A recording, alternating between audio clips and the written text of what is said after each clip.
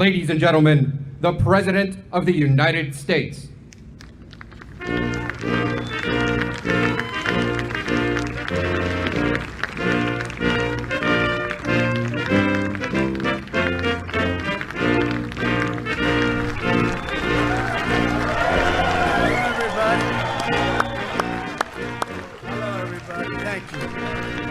Thank you very much, everybody. Please. That's a nice crowd on a nice, cool day. It's beautiful, though. Might be hot, but it's beautiful. We're here today to celebrate and expand our historic campaign to rescue American workers from job-killing regulations. Before I came into office, American workers were smothered by merciless avalanche of wasteful and expensive and intrusive federal regulation. These oppressive, burdensome mandates were a stealth tax on our people, slashing take-home pay, suppressing innovation, surging the cost of goods, and shipping millions of American jobs overseas. Millions and millions and millions. It never ended. Nearly 4 years ago, we ended this regulatory assault on the American worker, and we launched the most dramatic regulatory relief campaign in American history by far. No other administration has done anywhere near. Thank you. At the heart of this effort was a revolutionary promise. For every one new regulation issued, we pledged that 2 federal regulations would be permanently removed. We not only met that ambitious goal, which at the time people said was impossible, we vastly exceeded it. For every one new regulation added, nearly 8 federal regulations have been terminated. Been an incredible achievement. As you can see behind me, we have removed the gigantic regulatory burden Americans have been forced to carry for decades, freeing our citizens to reach their highest potential. Our historic regulatory relief is providing the average American household an extra $3,100 every single year, and we're going up from that number. We're going up from that number. Think of that. $3,100 per household. Joining us today is Vice President Mike Pence. Thank you, Mike. Commerce Secretary Wilbur Ross. Wilbur, thank you very much. Labor Secretary Eugene Scalia. Thank you. Thank you, Eugene. Health and Human Services Secretary Alex Azar. Thank you, Alex. Transportation Secretary Elaine Chao. Thank you, Elaine. We had a great day in Georgia yesterday, cutting regulations like nobody's ever seen before. EPA Administrator Andrew Wheeler. Thank you, Andrew. Thank you very much. OMB Acting Director Russ Vogt. Thank you, Russ. And Small Business Administrator, I love her name, Jovita Carranza. Jovita, thank you. Thank you. And CMS Administrator Seema Verma. Thank you, Seema. Great people.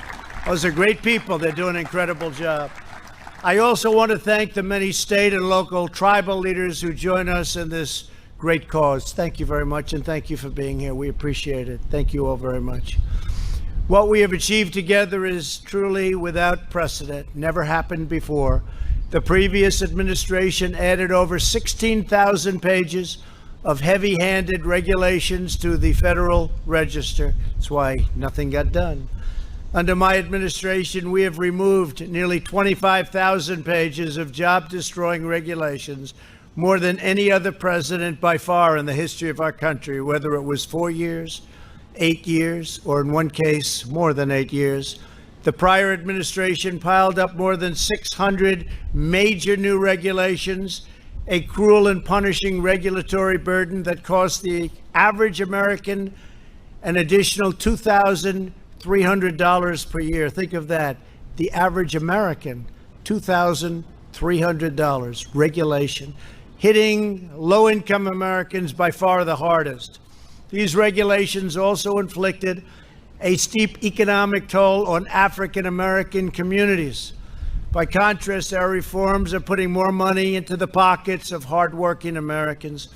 In addition to saving every family more than $3,000 per year, my administration has just issued another reform that my Council of Economic Advisors estimates will lower the price of new vehicles by more than $2,200 per vehicle. And I think we're going to get that up to $3,500 per vehicle. It's very exciting. And by the way, the vehicles will be better, they'll be stronger, and they'll be safer. Our regulation cuts are also delivering massive savings on broadband internet services, and some home energy bills will be really historically cut. It's actually amazing. As well as historically low gasoline prices. Gasoline prices, you look today, I think it was $1.99. At the same time, we saved our oil companies. We're now the largest, since we've been here, the largest energy source in the world. Nobody's even close, so it's great. But we saved them. They had a hard time a number of months ago, and frankly, for a long time, but we've saved them. But $1.99, they were telling me, in some cases lower than that. We're bringing back consumer choice in home appliances so that you can buy washers and dryers, shower heads and faucets. So shower heads, you take a shower, the water doesn't come out. You want to wash your hands, the water doesn't come out. So what do? You just stand there longer, or you take a shower longer? Because my hair, I don't know about you, but it has to be perfect. Perfect.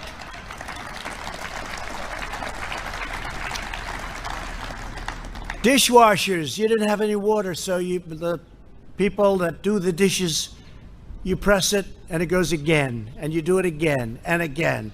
So you might as well give them the water, because you'll end up using less water. So we made it so dishwashers now have a lot more water. And in many places, in most places of the country, water is not a problem. They don't know what to do with it. It's called rain. They don't have a problem. And old-fashioned incandescent light bulbs, I brought them back.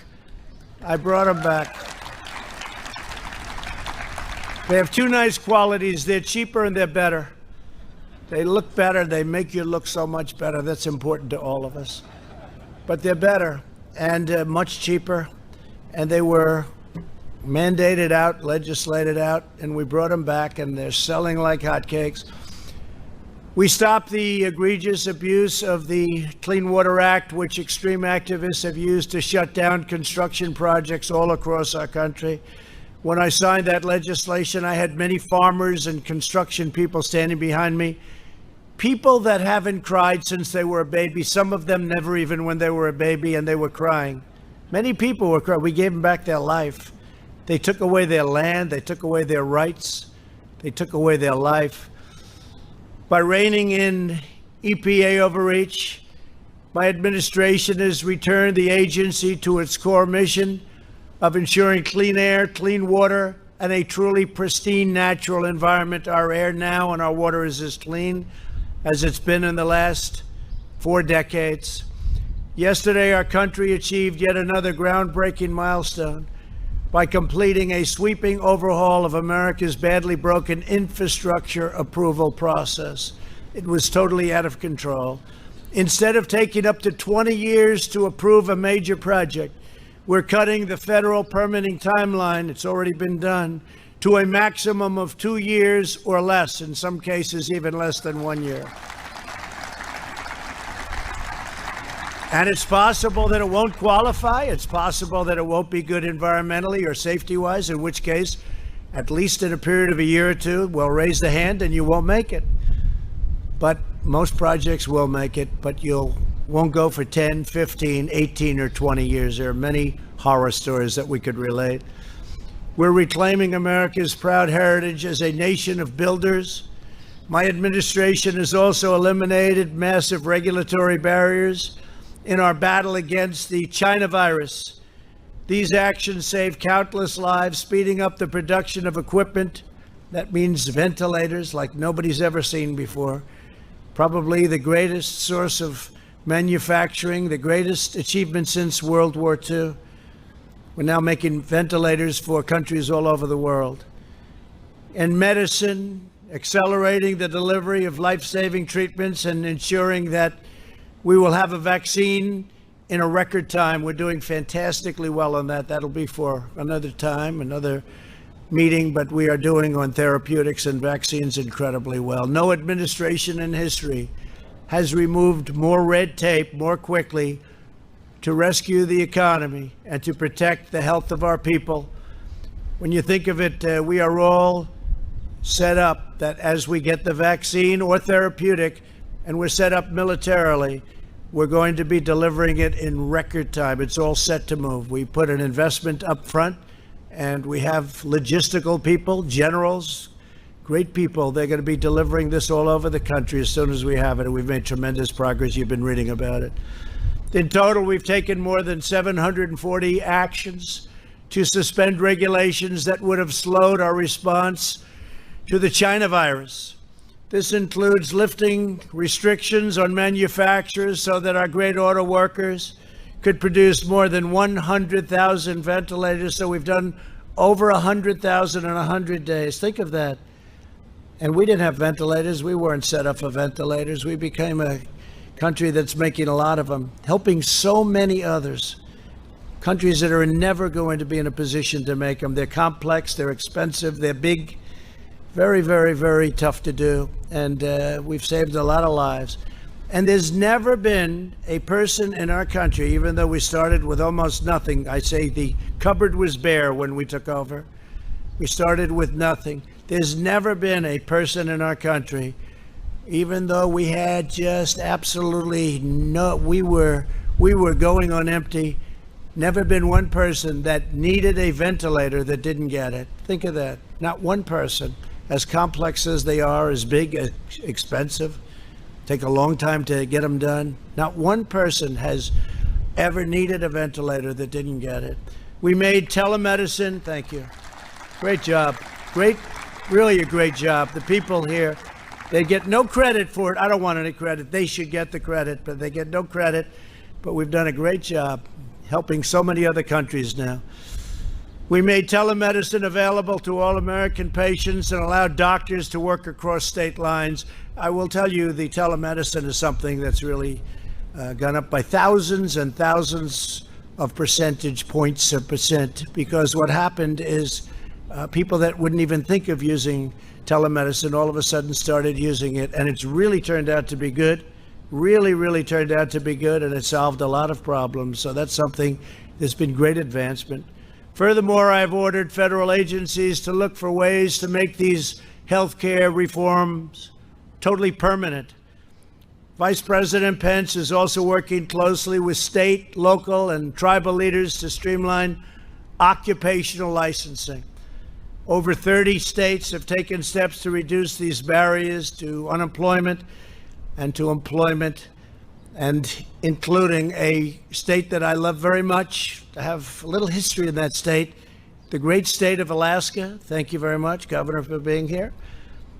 Mike Dunleavy. Mike, thank you very much. In Idaho, Governor Brad Little, who is here today with us as well, set a new record for regulatory relief. Good job, Brad. Good. Good governor. Great governor. Two great governors. The American people know best how to run their own lives. They don't need Washington bureaucrats controlling their every move and micromanaging their every decision. With each regulation we cut, we are not only returning the money and the power to our citizens, we are draining the Washington swamp, and they're not happy about it, I can tell you that. I think you know that. The swamp was deep. I just didn't know how deep. Deeper than I thought. Joining us today are a few of the countless Americans who are personally benefiting from our pro-worker reforms. Joe Cambria owns Cambria Truck Center in New Jersey. Good state, New Jersey. And it's been really something that he's seen firsthand, how our regulation cuts have helped create thousands and thousands of jobs. Joe, please come up and say a few words. Thank you, Joe.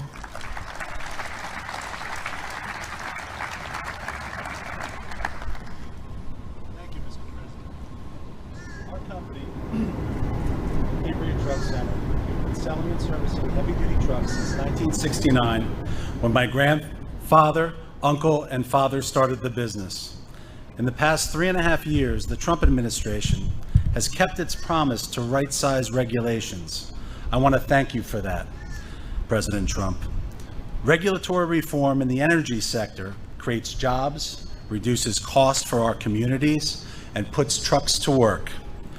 Streamlined permitting and creating an environment that allows for efficient construction and infrastructure repair and development has the same effect. As a result of these regulatory reforms, our industry has seen record sales of heavy-duty trucks, which has been a boon to dealerships like ours, as well as the environment. When new trucks replace older models, there is an environmental benefit. Current powertrains have near zero emissions today, and we're going electric, as well as increased safety, like shorter stopping distances and collision avoidance technology, safer on the road. It has also been nice to hear made in the USA again. Bringing manufacturing back to our shores helps our industry and our entire country. In short, when we cut red tape, we create an economy that is responsible and sensible. We as Americans all win. Thank you, President Trump. Thank you very much. Thank you. Good job. Good job. That was easy, wasn't it? Huh? Thank you very much. Great job. Dr. Amy Johnson is a nurse practitioner in rural Virginia. Amy, please come up and share with us how important expanded health care and telehealth has been for you and your patients. Thank you. Thank you very much. Thank you, Mr. President. Good afternoon. My name is Dr. Amy Johnson, and I'm from Bedford, Virginia. Telehealth deregulation has been of substantial benefit to my colleagues and I over recent months during the COVID-19 crisis. Prior to COVID restrictions, our small local hospital that had limited access to specialty services used telehealth for neurological, mental health, and palliative care consults. However, telehealth was not something that was used within our primary care setting. Since the deregulation of telehealth restrictions and expansion of guidelines through CMS, we've had the opportunity to integrate video and audio visits as part of our patient care experience. During the COVID crisis, there were days when almost all of my visits were done via telehealth. This allowed me to continue to care for my patients, including those that were the most vulnerable, without risking exposure to illness by bringing them into the office setting. Since we've gone back to a more traditional model, we've continued to offer telehealth visits, which are a valuable option for home health and hospice patients, patients with limited mobility, and patients that remain at high risk. As a farm safety specialist, I can see the use of telehealth expanding to offer more services to our farming population and rural Americans, including much needed mental health services, which are unfortunately very sparse. In addition, access to primary care and to specialty services can be improved in medically underserved areas with deregulation and the use of telehealth services by healthcare providers, increasing the use of preventative healthcare modalities, allowing for more intensive management of patients with chronic diseases, and decreasing healthcare disparities. Thank you, Mr. President. Thank you very much. Great job. Thank you. So that's been a great help to you. Telehealth. It's been an incredible thing. Great job. Thank you very much. Jim Chilton is a rancher from Arizona who was crushed by the Obama-Biden administration's ridiculous Waters of the United States rule. It's been a catastrophic rule, but it's gone now, which gave bureaucrats power to regulate every puddle on private land as though it were a lake. Jim, please come up and tell us of your experience, which I know wasn't a good one, but it's a good one now. Please.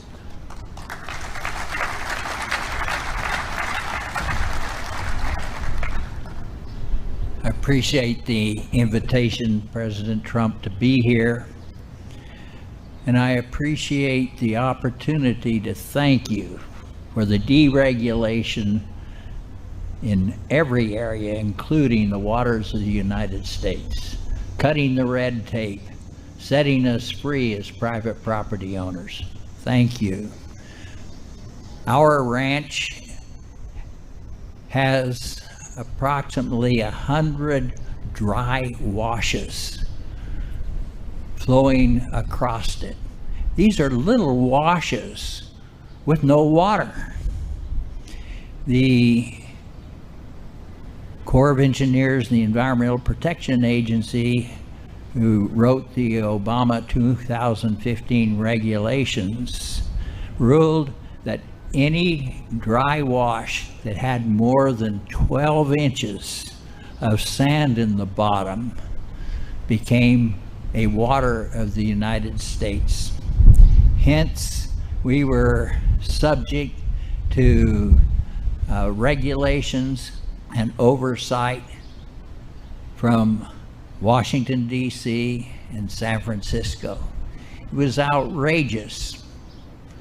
I believe that the 2015 rules and regulations were overreaching, caused red tape, and threatened me and other farmers, ranchers, businessmen, and landowners with the possibility of going to jail and facing huge fines. Thank you, Mr. President, for the navigable water protection rule that you promulgated. It has set us free. The heavy hand of government is no longer on our shoulders. Thank you, Mr. President. Thank you, Jim. Thank you very much. Thank you, Jim.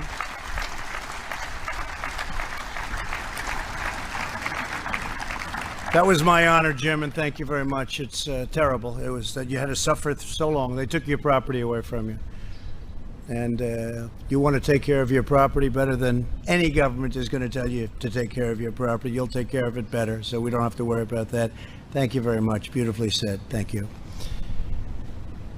I want to, just as president, say that I will always fight to defend your rights and your freedoms. I will fight very hard for your rights and your freedoms. The hard left wants to reverse these extraordinary gains and reimpose these disastrous regulations. They want to take what we've taken off, Jim, and they want to put them back on. And I guess they can do that. You'll fight them for a little while, but eventually you'll lose. And they want to bury our economy under suffocating, relentless landslides of Washington red tape like we had before I got here. We must never return to the days of soul-crushing regulation that ravaged our cities, devastated our workers, drained our vitality and right out of our people, and thoroughly crippled our nation's prized competitive edge. That's what we have. We have great, great people, the greatest people in the world. Our entire economy and our very way of life are threatened by Biden's plans to transform our nation and subjugate our communities through the blunt force instrument of federal regulation at a level that you haven't even seen yet. You think that was bad? You haven't even seen it yet. They want to go many times what they put you under in the past. Under the unity platform Joe Biden published with socialist Bernie Sanders, they are proposing, and this is all in writing, it's done, they agreed. They are proposing to re-enter the job-killing, unfair Paris Climate Accord, which will cost our country trillions of dollars, trillions and trillions of dollars, and put us in a very, very bad competitive position relative to the world. Not surprising to you, China will be greatly advanced under this ridiculous agreement. So will Russia, so will many other countries.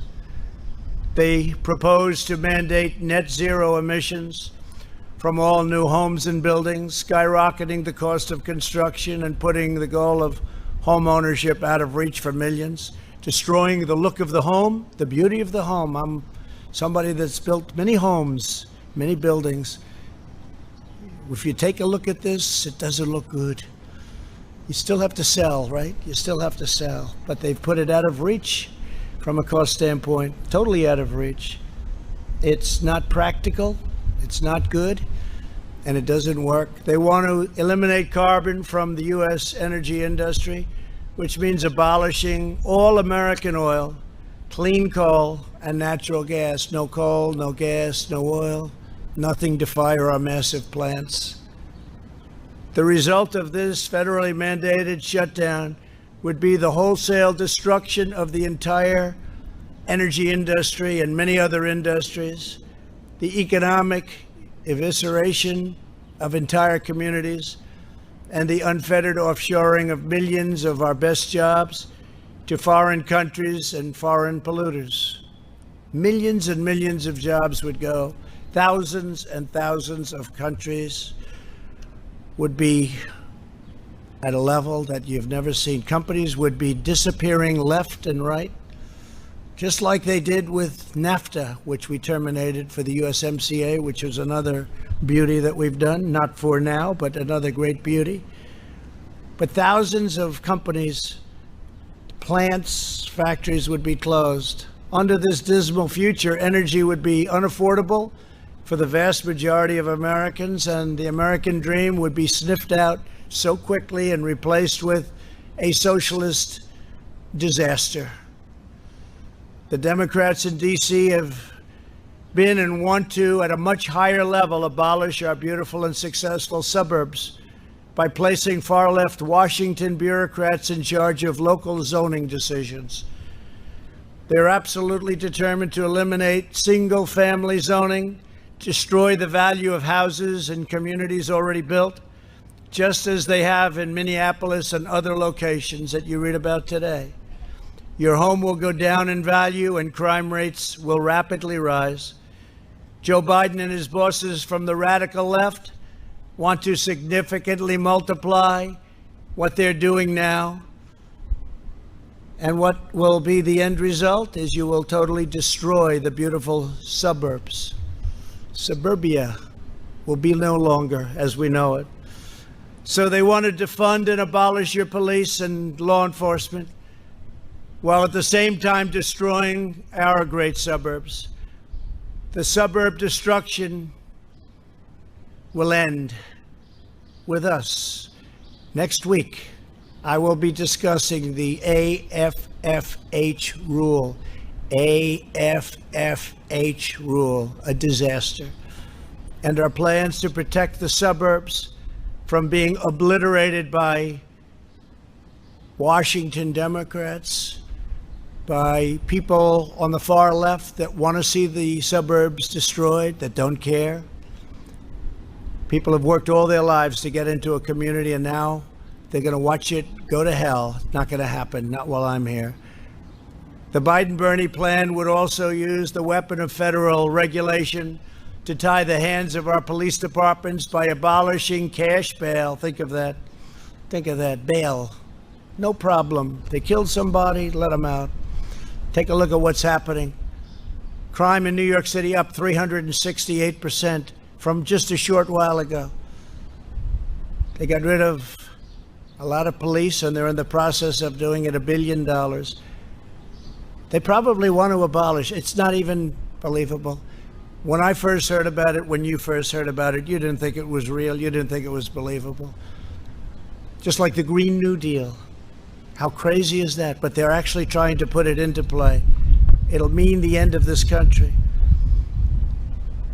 So by getting rid of bail, they are incentivizing jail and prison closures. They want to get rid of prisons. They don't think anybody should go to prison. Setting loose violent criminals, appointing left-wing social justice prosecutors, like you have in Philadelphia, where people creating and doing the most criminal of acts are let go, in many cases, immediately, and making our wonderful cops, our great, great police cops, subordinate to distant bureaucrats who have never spent a day in their lives fighting crime. Unlike the socialists, we believe in the rule of the people, not the rule of the unelected bureaucrats that don't know what they're doing. We believe in the dignity of the individual, not the iron grip of the state. Our regulatory reforms are vital, not only to the success of our economy, but the strength of our democracy and the survival of liberty itself. My administration will continue pressing forward until we have made every last vestige of Washington fully, completely, and totally accountable to the citizens of the United States. We are putting our faith in the workers who power our country, the doctors who care for our country, the truckers who sustain our country, and the farmers and ranchers who preserve our country in all of its majestic beauty. The American people are the ones who made our nation great, and together we will make it greater by far than ever before. God bless you, and God bless America. Thank you very much for being with us. Thank you very much. Thank you. Thank you very much. Thank you.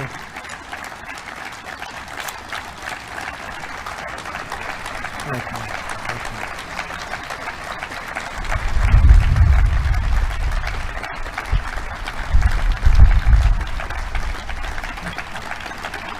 Thank you very much. Thank you. We must have said something right. I guess we said it absolutely right. It's about our country. It's about our country. We want to be strong. We want to respect everybody, but we have to have strong law enforcement. And that's taking place in the areas that we're responsible for. We want others to call us for help. There's nothing wrong. Let Chicago call. Let Seattle call. We were going into Seattle, all set to go, and then they did it themselves. They heard we were coming in, and the hands went up. They gave up. I mean, it's so terrible when you see what's happening. Minneapolis, we said, get the guard in there. 3 nights, get the guard in, get the guard. We got the guard in. The National Guard, they've done a fantastic job. As soon as they showed up, it was like a knife cutting through butter. You saw that, right? After 4 days of horror. It wasn't the police's fault in any of these places. They were told to leave. The police are, generally speaking, they do a great job. They were told to leave. But you saw what happened. Minneapolis, grab your gun and run. That's not what they wanted to do. But the National Guard came in and we did a great job. No problem after that, do you notice? We just passed a statues and monument executive order, and they were going wild. They see that beautiful, look at it right there, it's so beautiful, the Washington Monument. If they had their choice, they'd take it down, and I guarantee you they'd rename it. They want to rename it. They want George Washington out. They want Thomas Jefferson out. They want Abraham Lincoln out. They want abolitionists out. They don't know what they want. They just want to destroy our country. We're not going to let it happen. We're not letting it happen. So I'd now like to ask Vice President Mike Pence to say a few words. Thank you, Mike. Thank you.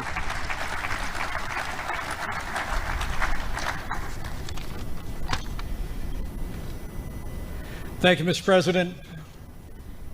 It's a privilege to be with you today. Thank you for bringing together all these great, hardworking Americans, to be able to hear their stories, to be able to reflect on the fact that before the coronavirus hit our country, thanks to your leadership, we built the strongest economy in the history of the world.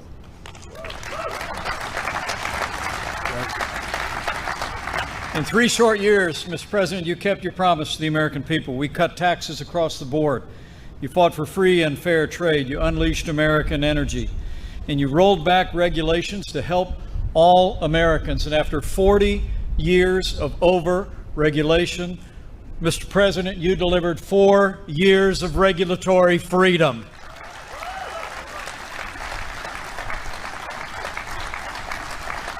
And in our first 3 years, the results were extraordinary. Businesses large and small created 7 million new jobs. Wages rose at their fastest pace.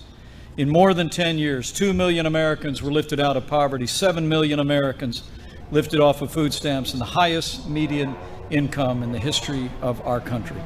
And Mr. President, as you just reflected, a centerpiece of that was lifting red tape off the American people and American free enterprise.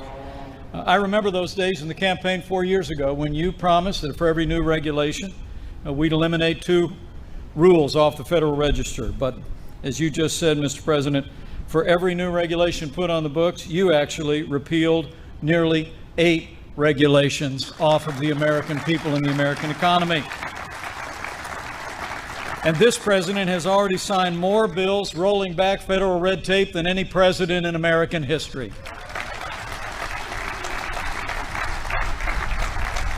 They tell us that we've saved $220 billion in our economy, and as you said, more than $3,100 for every American household. And beyond all of that, the regulatory reform now has America as the largest supplier of oil and natural gas in the world and a net exporter of energy for the first time in 75 years. That's what your deregulation agenda delivered. And today, Mr. President, as we continue to respond to the coronavirus pandemic, at your direction, we're ensuring that our states, our hospitals, and our extraordinary healthcare workers have not only the supplies they need, but the freedom and the flexibility to give every American the same level of care that each one of us would want a family member to have. And as we meet this moment in this pandemic, we're also opening up America again. It's extraordinary to think, Mr. President, at the height of this pandemic, our economy had lost 22 million jobs, but because of the strong foundation that you laid of less taxes and less regulation, in 2 short months, May and June saw record-breaking job creation. We've already added 7 million jobs back to the American economy, and we're just getting started. This record job growth, Mr. President, is a tribute to the resilience of the American people, the strength of their character. It's a resilience to your leadership, to the agenda that you advanced in our first 3 years. But as you said, Mr. President, it's also a tribute to governors across the country who not only supported your agenda, but also in more than 30 states, governors actually delivered on that same agenda of less taxes and less regulation. And while I've been leading the White House Coronavirus Task Force, it's also been my honor, Mr. President, to lead the governor's initiative on regulatory innovation and to work with these extraordinary governors. The truth is, because of your leadership and example, governors across the country have been reducing the burden of regulations at the state level. And that's what's contributed to the strong foundation on which we are standing, and the American recovery has already begun. Fortunately, as you mentioned, we have 2 of those great governors with us today. Now, the first is a governor who in his very first year in office cut or simplified more than 75% of his state's regulations and cut the administrative code by 20%. Would you all join me in welcoming Idaho's great governor, Brad Little, to tell us Idaho's story of deregulation. Thank you, Mr. Vice President. Mr. President, it's a great honor to be here. As the Vice President alluded to, our route to rebound is dependent upon the red truck, not the blue truck. What we did in Idaho, where we had the 3rd lowest unemployment, the 3rd fastest income growth of any of the states, particularly for those at the lower end of the income, was to match up with your regulatory reform and make more opportunities available. Whether it be the spouse of a military veteran that came there that wanted to have their license and their home state transferred, which today I can proudly say takes us 1/2 day to get that done so that those people can be there. Right. Whether it's a small business that wants to break through and remove the regulatory friction that existed there before. But as this economy changes as a result of what's taken place, you have to free up all Americans to have that freedom to create a new opportunity. One of the things that we did that we heard about from the good doctor was telehealth. Between CMS, the department, and what we did in Idaho, we increased telehealth availability in Idaho by 4,000%. Idaho is a rural state. Idaho is a state where accessibility and the cost of health care is always an issue. It's the combination and the teamwork of your administration and what we've done that made that available to where we will rebound in Idaho. And thank you very much, Mr. President. Thank you very much, Brett. Thank you. Thank you, Brett. Thank you, Governor Little. And finally, Mr. President, allow me to introduce the governor who told us in December when you kicked off the governor's initiative on regulatory innovation that in his first year in office, his administration modified or rolled back 239 different regulations in over 100 professions. He is making sure that Alaska is open for business and prospering with less taxes and less regulation. Join me in welcoming Alaska's great governor, Mike Dunleavy.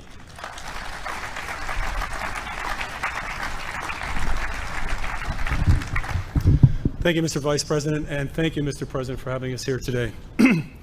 What you've done here for us, for governors and the people of this great country, and Alaska, we are part of the great country, by the way, Mr. President. You know that. You are. The President has been up in our state. We've met at least 8 times, and when he stops over in Anchorage, Alaska, on his trips, he always wants to meet, and the first thing he says is, can we meet the troops, and what do you need in the state of Alaska? This is a small state population-wise, way up north, but this President sees the importance of that state and its people. This is really about hope, Mr. President, restoring hope and opportunity. And this is what you've done. This is really about the art of the possibility. As the previous Governor Little said, this is what you've done is historic, and it's going to continue to be historic. In Alaska, for example, we have communities that are 500, 600 miles off the road system. The telehealth regulations that have been put in place now are not only going to be good for medicine, but they're going to save lives as a result of the work that you and your team have done. We look at our resource development. We look at businesses, small and big, and you've renewed hope that it is possible to achieve the American dream. These regulations over the past 40 years have really, in many respects, killed the American dream. As you said, strangled the American dream. And in the end, really what this comes down to is how does it impact the individual American, the individual Alaskan in my case. And I want to tell you, what you've done is when the landowner goes and decides that they want to do a little landscaping on their property, do they have to look over their shoulder and wonder if big government is watching them? Can they do what they need to do on their private property? You've restored the hope that they can realize the American dream. And this goes for our corporations, this goes for our entities, our nonprofit entities, this goes for our native corporations in Alaska. What you've done is restore hope and opportunity, and we're looking forward to more years of this opportunity, Mr. President. So thank you very much. Thank you very much, Mike. Thank you.